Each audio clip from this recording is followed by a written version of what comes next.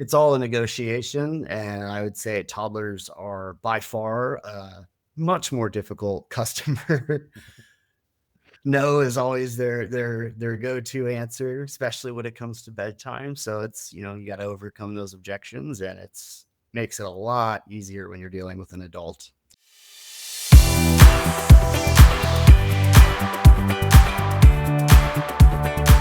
Welcome to Gap to Gig, the show for dads reimagining how work fits into life, not the other way around. It's where we talk about what comes next, how to make sense of the in-between, and who we become in the process. I'm your host, Michael Jacobs, and today my guest is Paul Terrell, a stay-at-home dad from Texas whose story is one of grit, growth, and perspective. After building a successful career in tech and sales, Paul faced a life-changing health challenge that required years of recovery, and during that time, he also became a full-time caregiver for his two young kids. He eventually re-entered the workforce, not only regaining his footing, but surpassing his sales goals as an enterprise account executive in the PropTech and FinTech space. Today, he's going to share with us how fatherhood, resilience, and creativity helped him rebuild both his confidence and his career. Paul, welcome to the show. Glad to have you here. Thanks for having me. Glad to be here. Appreciate that. Really looking forward to diving deep on your story here. And I kind of want to start out with what life looked like for you before you had your health break and what changed when everything suddenly hit pause.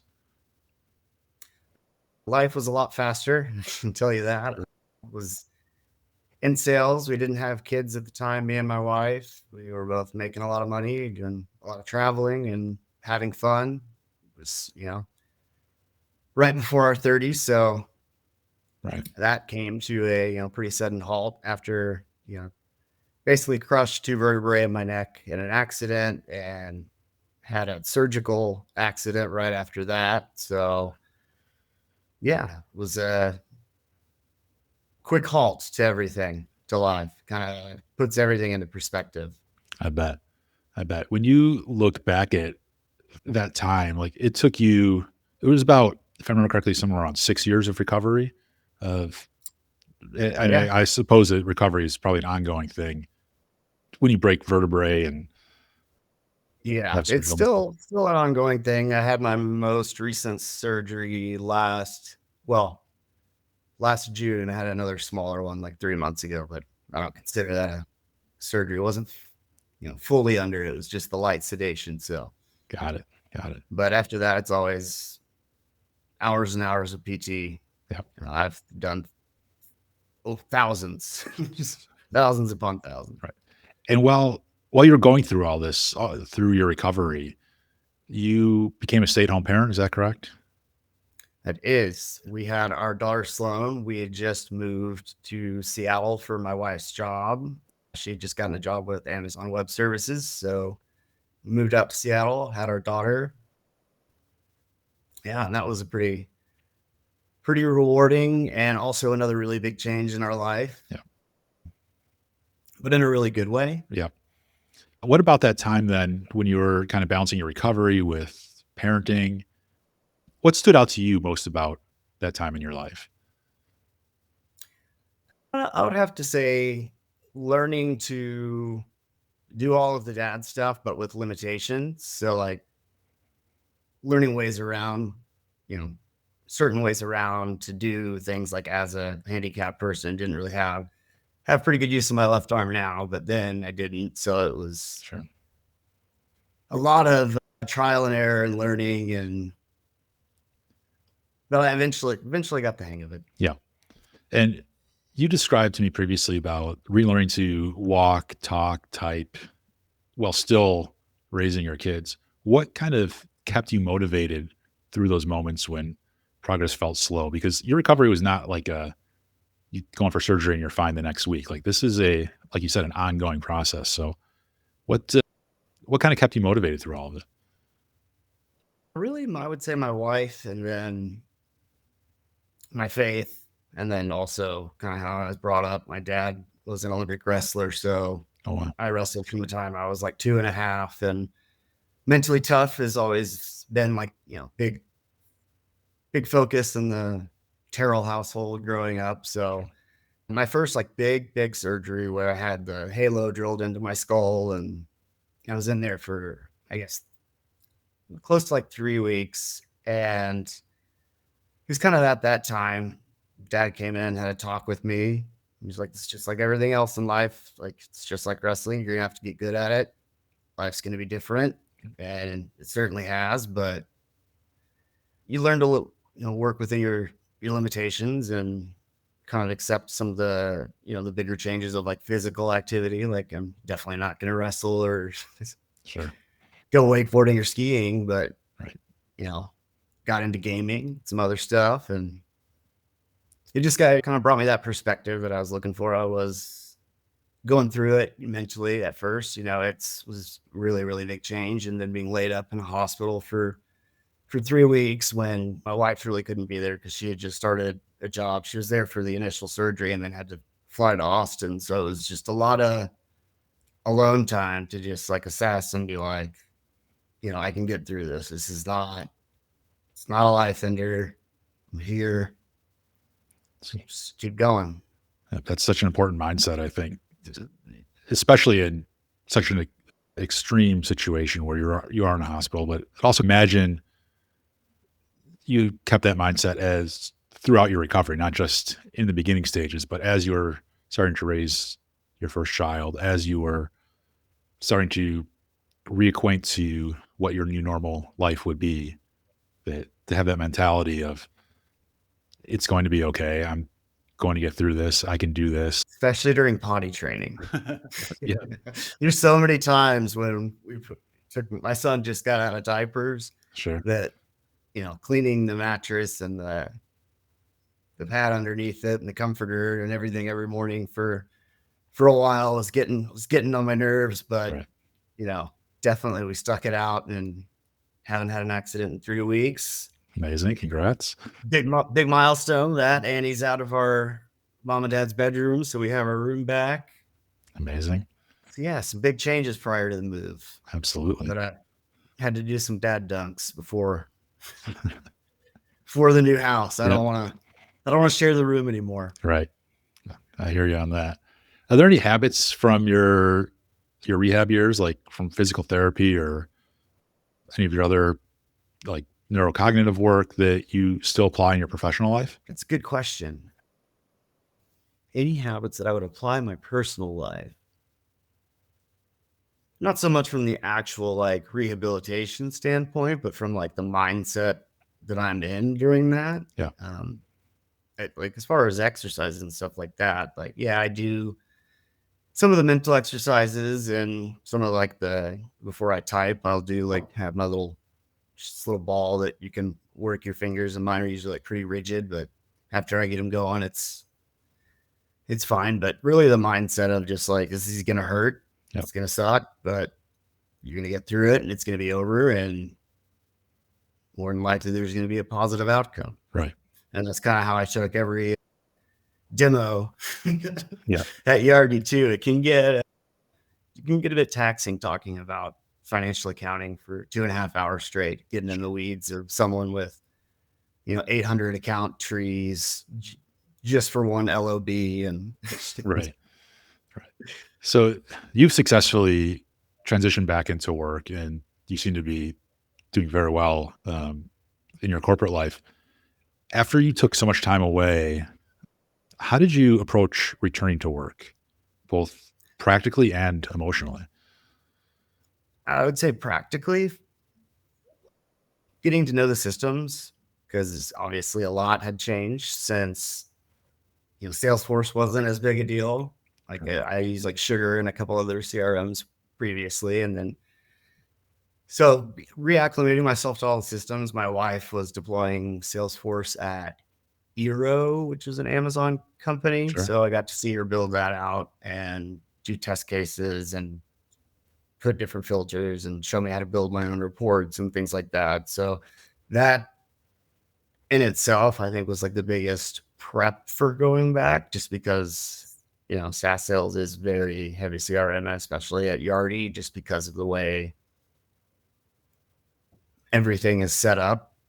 It's not like the salespeople don't have their own system. So you see every single part of the sales cycle, like when the account's going through implementations, you're on everything. So it was definitely helpful from like the technical perspective to know what I was doing going into it. And I think that's kind of what gave me a little bit of an edge too, being able to find like the low hanging fruit by manipulating their data. And yeah, made it a lot easier to go back. Smart. That, and then acclimating myself with different AI platforms. I think it was ChatGPT 3 at the time, 2 years ago.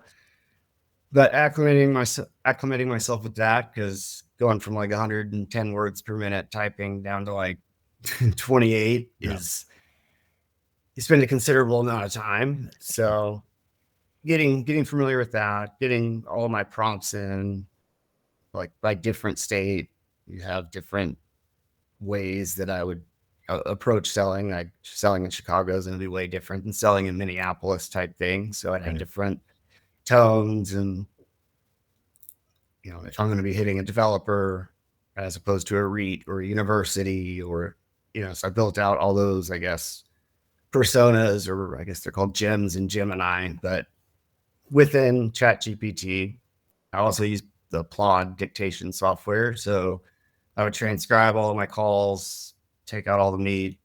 And I think that really gave me the confidence of like, I'm not going to get bogged down in data entry, which I mean, it still took me considerable amount of time longer than everyone else, but I feel like I was able to be a lot more effective familiarizing myself just with the tech and the tech stack that they're utilizing. Right. Was the most impactful. And I would say from an emotional standpoint, biggest thing for me was adjusting to not being like the primary caregiver, the one who does like, gets them ready for school, does bath time, picks them up from school, Right. does dinner. I did everything. And now my wife was the stay-at-home component. She was still working, but was at JP Morgan. It was an easier job for her, lighter load. But acclimating to that was hard, and it was a lot of travel. I think last year I was gone for 30, it was either 32 or 34 weeks. Oh, wow. If you include like the sales kickoff and stuff like that. But I ended up covering a lot of territory because they were consolidating at the time, and it was like me and 6 other mid-market reps. So we handled anything below like 20 billion in assets. And then within the states that I had, I kind of lucked out. There's, Chicago, Illinois has Chicago, there's Minneapolis, so I had a lot of big cities and was gone all the time. So it was a big adjustment, not being the one putting him to bed at night. Just Yeah. How did you come to terms with that, or come to peace with that, or find peace with that? a lot of FaceTime. Yeah. And then seeing my wife's routine, Sure. different from mine, but I feel like better. So I don't know, you get used to it. Right. And then, getting to be the one on the weekends, you still get the dad time. Yeah. Absolutely. And then the times that I was able to work from home, I didn't ever really have to go in the office. It was primarily just flying everywhere. But the times that I was able to work from home, I get to help out too. So Yeah. I love how proactive you became when you took this job. Like, you were proactive in teaching yourself or learning more about the software you're going to use, this Salesforce, and figuring out ways you could teach yourself AI so that you can utilize some of those things to speed up your work, to bring yourself to a point where you feel more comfortable in the job. And then also being proactive on the emotional front of like, okay, now I'm going to be away from home so often, like the majority of the year, but I've got FaceTime. I've got the weekend time. Like, you're not just like, oh, you come home from being away for a week and now you're like, I don't know who my kids are and I just want time to myself. Like, you found a balance that works for you. And I think it comes across to me, at least, that you succeeded in doing that by being proactive. You didn't wait for others to show you what you needed to do or tell you what you needed to do. You were like, this is what I need to figure out, and this is how I'm going to do it. And you found yeah, what works and for you. especially for the kids, they're used to me being there. So the the welcome was always big and warm. Yeah. And my wife obviously knew that it was a big change for me and would make sure that, whenever I did get home, that they were dad. So it was, Yeah. yeah. And it's just having that really, I guess, comfortable, fun family dynamic it's a lot different from the way I grew up in our house and in all the good ways. That's awesome. What was your first big, like, I'm back moment when you realized that you were capable of performing at such a high level again in your work? So I made the largest sale in my market segment's history at Yardi, a university that I had signed and their medical school, and was billing like right at 1.2 million a month. So it was a pretty sizable deal. Got like I can't remember the check. It was like 90, almost 90K after taxes, but it was Amazing. the biggest sale of my life. So I was really excited about it. And it was like, Awesome. and it took so almost 14 months to land, just because the nature of working with the university is not like Right. working with a REIT board or, just a owner or business owner. It's Right. like you have the board and then you have the tech deployment team. There's just so many different teams and so many different people you had to get buy-in and approval for. And then after that, it goes out to just their lenders and their financial institution to check everything and make sure that we're compliant. And it was a long, lengthy sales process, a lot of flying out there. Yeah. Very comfortable at that university now. I bet. But it was a really, really good feeling opening my laptop that day, knowing like it's going to close. And it closed on the last day of Yardi's fiscal year. So it was Amazing. awesome. That's incredible. I had a call on Christmas Eve, actually, until like a 4.5 hour call with their accounting team to get it over the line. And Wow. we were able to make it happen. Wow. And yeah, it was a great feeling. It's a good way to start the new year. Absolutely. Absolutely. So you clearly have found success after taking a gap between when you were working before you had kids, then you were staying home with the kids, which is kind of like your gap from work. And then you went back to working for Yardi, and you've clearly had some major success there. What helped you turn that gap, that time away from work, into an advantage for you?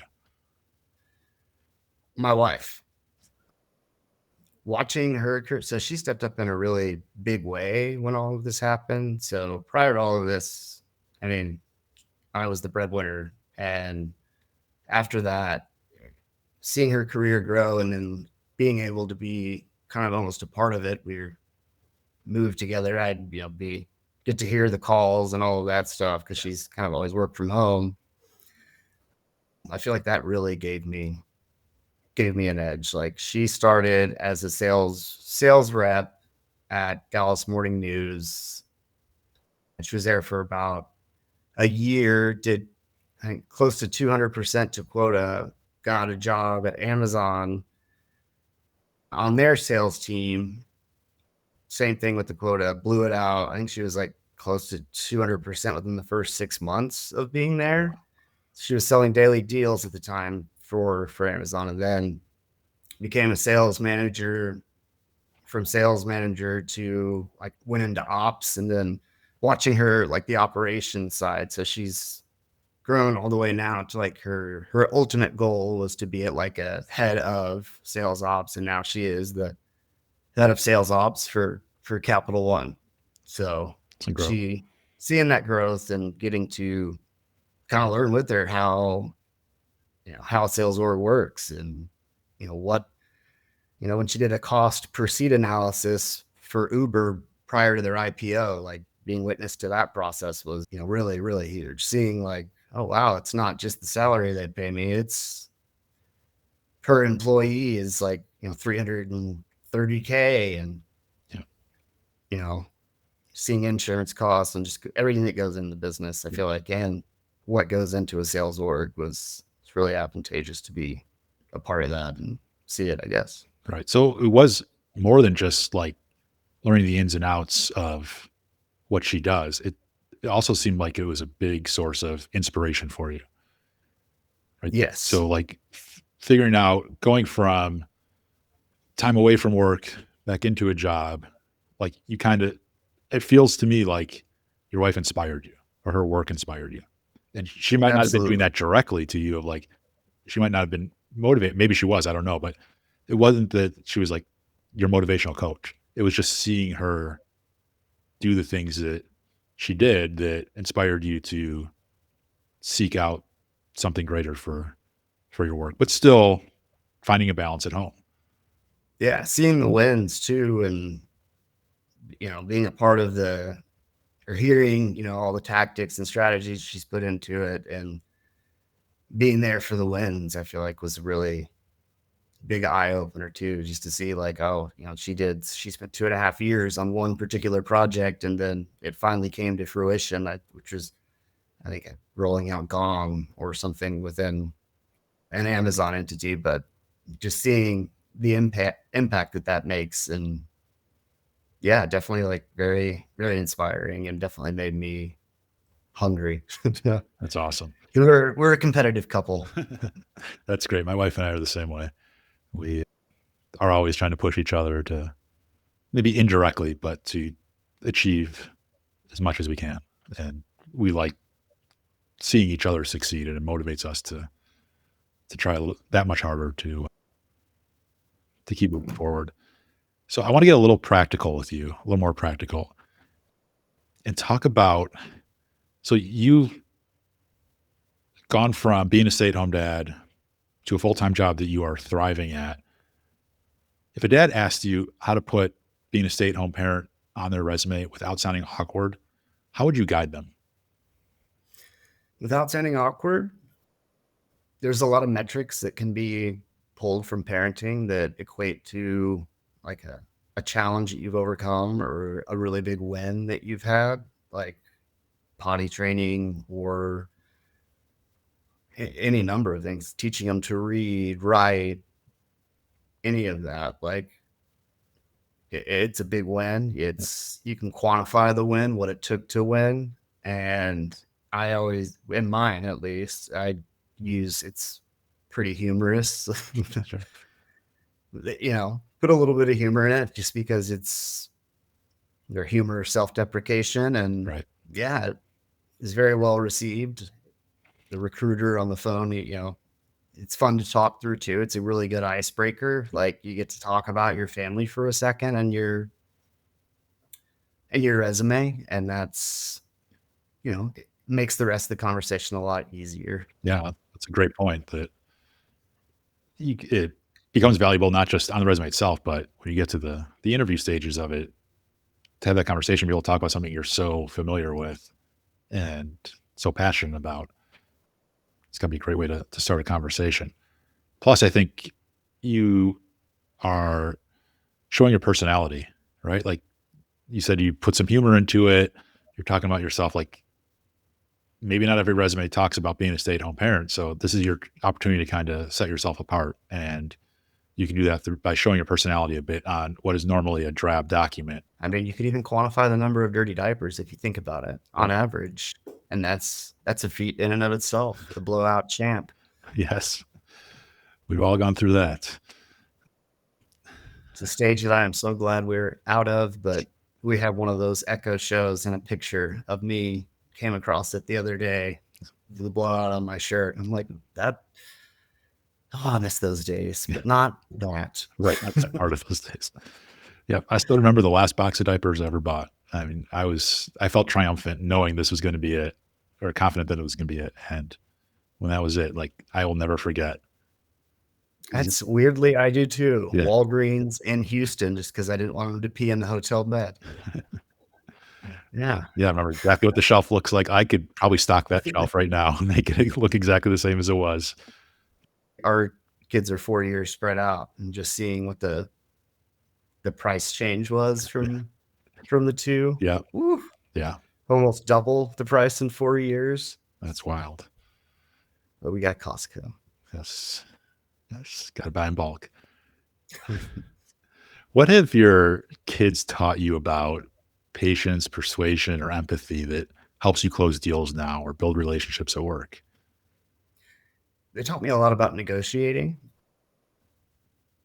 having patience while you're negotiating, waiting for the other party to speak, not being the one always. You don't need to oversell. Yeah. And I learned that with my kids whenever I'm negotiating bedtime, whenever I'm negotiating playtime, time on the tablet, time on the Switch. Yeah. It's all a negotiation. And I would say toddlers are by far a much more difficult customer. No is always their go-to answer, especially when it comes to bedtime. So it's, you got to overcome those objections, and it's makes it a lot easier when you're dealing with an adult. Yeah. It's a great point. And keeping your cool while doing it too. Yes. You can't show them your cards. The kids can't know. Right. You know? Right. Can't know they got you. Right. Exactly. Exactly. It gets harder as they get older, though. They start to figure those things out. Yeah, I'm still at about to be 8 years old in 3 days. My oldest will be. So, oh wow, happy I got birthday! 2 or 3 more years left, hopefully. Yes. So you've worked in high pressure, metrics driven sales roles. How do you protect your health and your family time in that kind of environment? It's a balancing act, really. Especially in my situation, I do have a lot more doctor's appointments than a typical person. So being really upfront with that, and so I use my cover letter to kind of describe what my daily life was like and things that I had overcome during the time period and what it's like, what it would be like working with me. And I feel like that kind of set the stage. My manager understood that I would be away a lot, and actually being away was another thing. There's a lot of, the MRIs I missed, being in sales, the nature of it. If it was close to a closing call, it kind of weighed the odds, and went with my gut.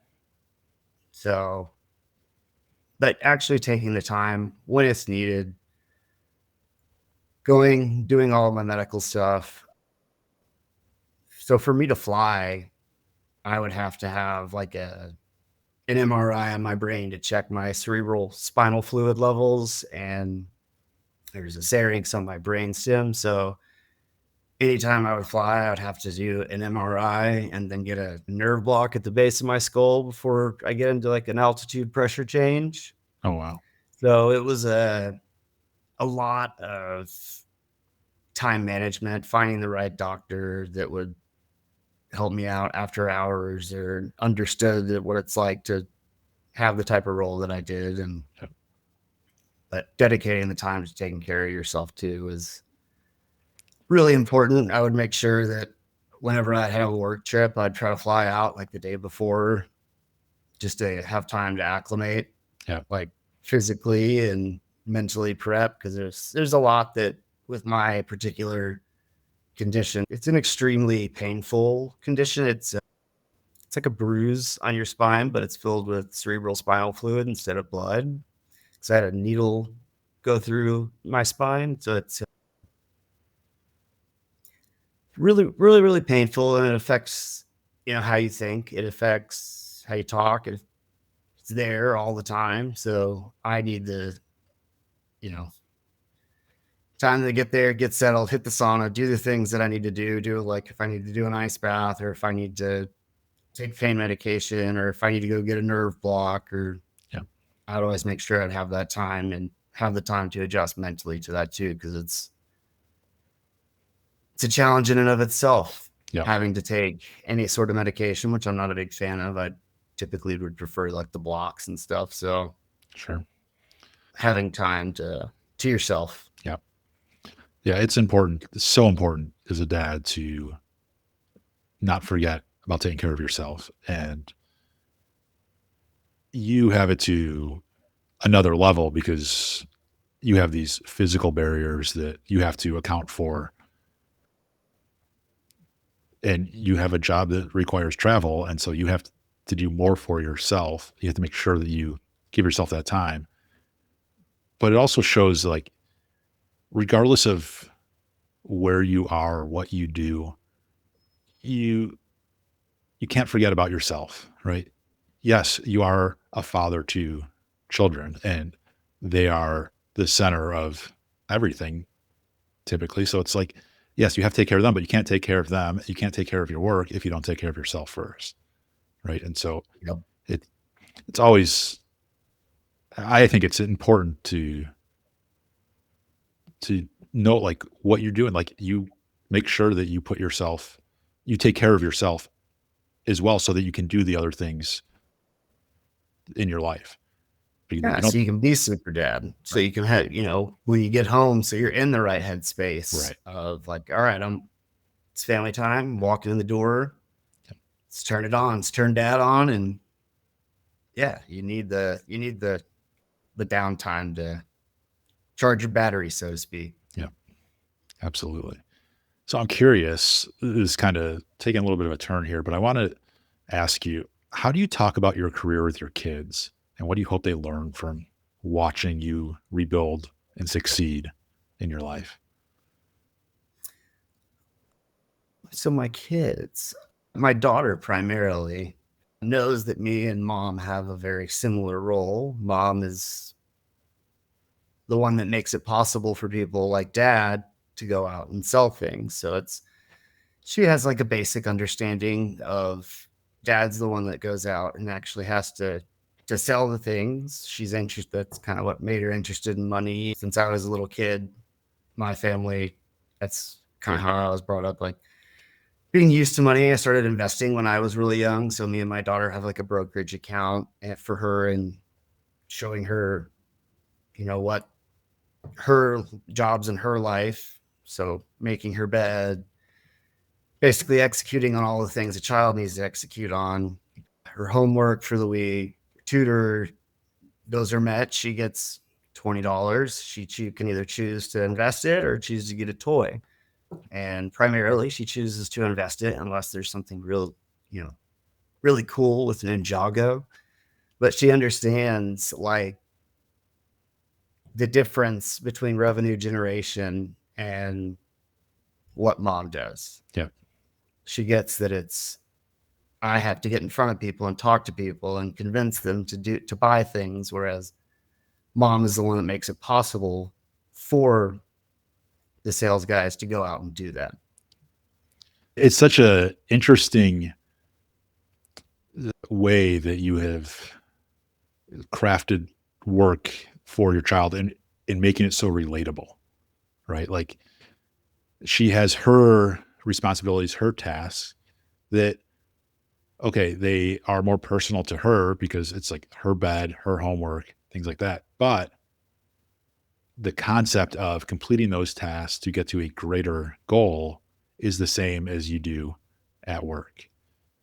Yeah. It's a really clever way to help your children understand the importance of what you do and how you do it, and set them up for success in life. But what I really like is the way that you have explained how your wife makes it possible for you to achieve your goals and go after your dreams, right? This is not a you're doing everything and she does nothing, or she does everything and you do nothing. This is like, it's a team effort, right? Yeah. And even if you are a single dad, and I was a single dad at one point, and to know that it takes more than just one person to raise your kids. So even if you are a single dad, it takes more than just yourself to raise your family, to support yourself, to do the things that are important in life. Um, and whether that is through your spouse or through your community, it could be through other family members, it could be through friends. Like, it's important to know and to recognize those that provide that support. And for you, it's your spouse, and you do such a nice job, such a clear job of explaining that to your daughter of this is a team effort. The success that we have as a family is because we work so well together. We support each other, and everything we do on a day-to-day basis is for each other. And she's kind of gotten to see the dynamic with my wife in this newer role with Capital One. She's, been like I was, away all of the time, and getting to see the ways in which I support my wife, I think has been really, I don't know. I think it's a healthy dynamic to model Absolutely. for them. Absolutely. That they get to see like, oh, mom's working, so dad's gonna take us to Chuck E. Cheese, or we're gonna go play catch, but it's since she started, I think she's on like her 9th week. She's been gone most of the time, and they get to see that we step in for each other when we need it, That's awesome. I love that. All right, one more question before we get to the speed round. For dads that are listening who are in a tough season, recovering, caregiving, or just stuck, what small step would you tell them to take first? Really think about where you want to be. So I was thinking about my ultimate destination, whereas I guess previously it was I would set smaller term goals, figure out what you really want to do, and then the steps to get there. Yep.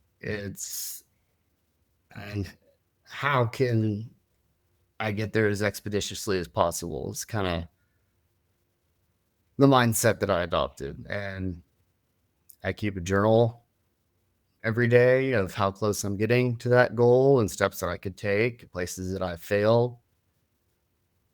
And kind of just a small way to hold myself accountable. Yeah. So you said set smaller goals, but also to break those goals down, right? Like, what are the steps to achieve those goals? And then kind of keep track, right? Keep it running. I'm like a metrics data-driven guy, I always have been. And so I keep the data on myself. And Yeah. How close are we to this goal? What steps have I taken? What's failed? What's worked? And what do I think ultimately is holding me back from getting there? And as long as you're continually evaluating and genuinely trying to execute on those, it comes. Yeah, absolutely. Especially for me, I think the journaling component really, really helps. Like at the end of the day, it's like your Salesforce numbers in your face. You're seeing it. You write about it. So you're with that information, and it becomes more of a thought throughout the day. Yeah, absolutely. And by breaking that down into smaller steps, I imagine it makes it more approachable, more like makes you feel more like you can accomplish this. That now you got to have a map to how do I get to that goal. Yeah, and it's like your mini wins along the way. Like execute on a goal. Like for me, I want to be ultimately like the head of revenue generation or revenue deployment, and so what steps am I taking to get there? Like what does that realistically look like? And FinTech, PropTech, whatever space I want to be in, and the small goals underneath it, like bracket everything out and be realistic about what it's going to take to get there, and then executing. Yeah, doing the things that you're been putting off. Love that. It's great advice, I think, regardless of where you are in life, whether you're in a tough season or not, like making it something you can accomplish, making it motivating for yourself. I think such a smart approach. All right. I want to flip the script now and go into our speed round. These questions have nothing to do with anything. Just have some fun. It's going to be totally different than what I've asked you before. So first question, if you're ready, is what's the first kids show theme song that comes to mind? Bluey. Bluey. It's a popular one. It's always ringing in my ears. Yes. Decades from now, if we were to listen back, you'll be able to tell what era this is from, I think, based on the answers. Yep. What was your very first job? Power tumbling coach. Oh, wow. Yeah. I imagine that has to do with wrestling.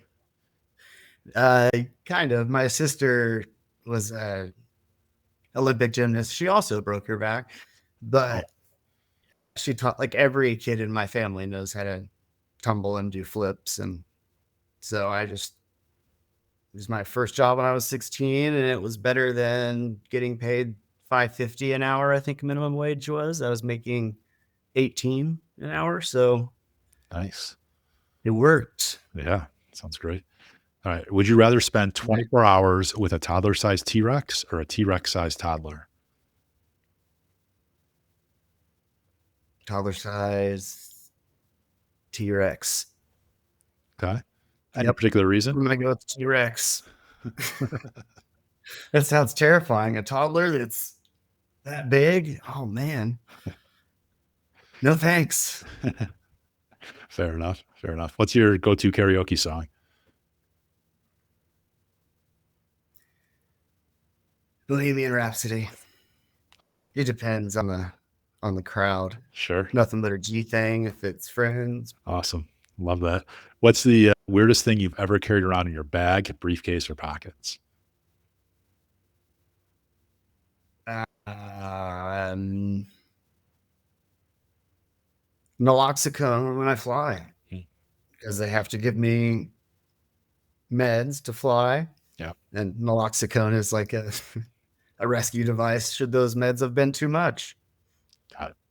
Makes sense. It was always in my work bag, and always a weird thing to have to talk to TSA about. Right. Yeah. Can't imagine. If I fall on the ground, just hit me with this. Yeah. Modern medicine. Yes. It's a miracle. Paul, I appreciate you coming on the show today. It's been such a powerful conversation. For any dad who wants to learn more about your journey or connect with you directly, where's the best place for them to find you? LinkedIn, Paul Terrell, or my Instagram, Crab Cakes and Steaks. I love that. That's all the dad stuff, and all the professional stuff is LinkedIn. Excellent. Excellent. Well, Paul, thank you again for joining me today. I really appreciate it. You and your story are really inspiring. I'm grateful for your willingness to share it with us today. Not everybody has gone through what you've gone through and then use that as motivation, right? Like you've turned that into deep success, both professionally and personally. And it's very inspiring, very motivating. So I appreciate you joining us today. So thank you. And Thanks for having me, man. I of course, love chatting. I appreciate that. And finally, if you're a dad listening to this and trying to figure out what comes next, maybe you're in between jobs, starting something new, or just looking for more meaning in your work, head to gap2gig.com and subscribe to the Gap to Gig newsletter. If you took something valuable from this episode, send it to a dad you think could also benefit. Until next time, I'm Michael Jacobs, and this is Gap to Gig, where we're building work that fits your life, not the other way around.